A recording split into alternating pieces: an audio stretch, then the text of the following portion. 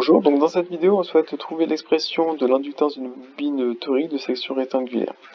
Alors ici, nous avons une vue de côté de cette bobine, une vue d'en haut, et ici une section de la bobine, ce qui représente une spire. Alors, R1 et R2 sont les rayons internes et externes de la bobine. H représente la hauteur de la bobine.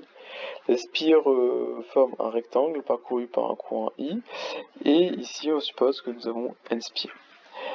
Alors nous allons étudier les propriétés du champ magnétique.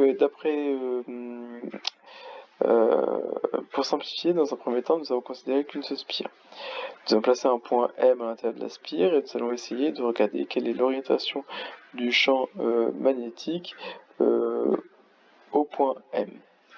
Alors, pour cela, nous allons faire appel à la loi de Biot-Savart. Ces données stipulent qu'un élément infinitésimal de longueur dl de la spire génère un élément infinitésimal de champ magnétique au point M. Ce dernier est collinéaire au produit dl, produit vectoriel dl vectoriel pm. Alors, ce qui nous pousse à dire que le champ magnétique dB va être perpendiculaire à la bobine. Par conséquent, le champ magnétique B sera, qui est la résultante de tous les éléments infinitésimales de champ dB, induit par l'ensemble des éléments infinitésimales de longueur du spire, sera également perpendiculaire à notre spire.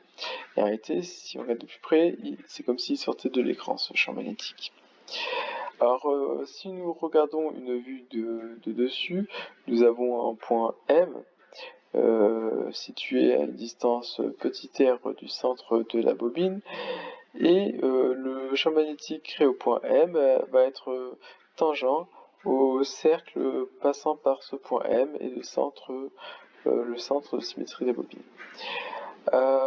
Donc ce champ magnétique tourne lorsqu'on change le point M sur ce cercle, et de plus, par symétrie, il doit être invariant par rotation autour de ce centre. Donc il est invariant, il ne dépend pas de θ. Donc le champ magnétique B va être donné par la norme de B, va dépendre uniquement du rayon ici et de la coordonnée Z. Alors on introduit une base cylindrique composée de trois vecteurs, donc un vecteur ER, un vecteur Eθ, un vecteur EZ, afin de pouvoir faire les calculs. Donc maintenant, nous allons utiliser le théorème d'Ampère pour pouvoir déterminer l'amplitude du champ magnétique.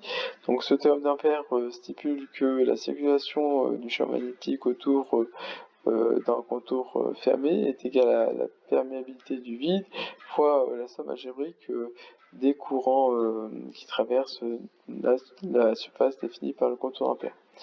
Alors, nous allons donc exprimer le produit du champ magnétique fois dl. dl est un vecteur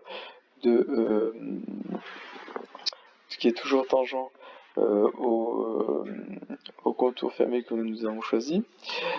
Ici, le vecteur, nous choisissons un contour qui est la forme d'un cercle, et le vecteur dl sera toujours collinaire au vecteur b. Par conséquent, ici, nous devons introduire un cosinus 0. Le vecteur b sur tout ce contour est constant, après présente une norme qui est constante, donc on va pouvoir la sortir de l'intégrale, et dl correspond à la somme des éléments infinitésimales de longueur de ce contour, et ce dl va devenir égal à 2π fois le rayon, puisque c'est le rayon d'un cercle.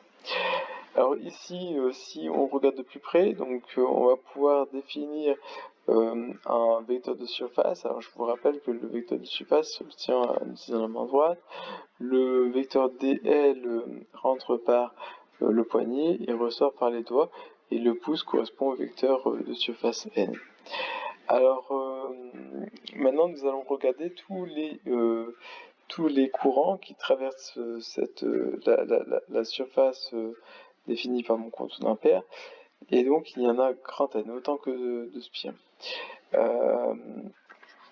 Ce qui nous donne l'expression du champ magnétique B généré à l'intérieur de cette structure. Alors maintenant, nous allons calculer le flux du champ magnétique à travers la spire. Donc pour cela, nous allons relancer le calcul. Donc le flux du champ magnétique à travers la spire, c'est égal à l'intégrale double sur toute la spire du produit vectoriel de B fois ds, ds étant un élément infinitésimal de surface de la spire. Et donc ici, cet élément infinitésimal sera égal à dr fois dz. Par conséquent, on peut intégrer dz tout seul et dr tout seul.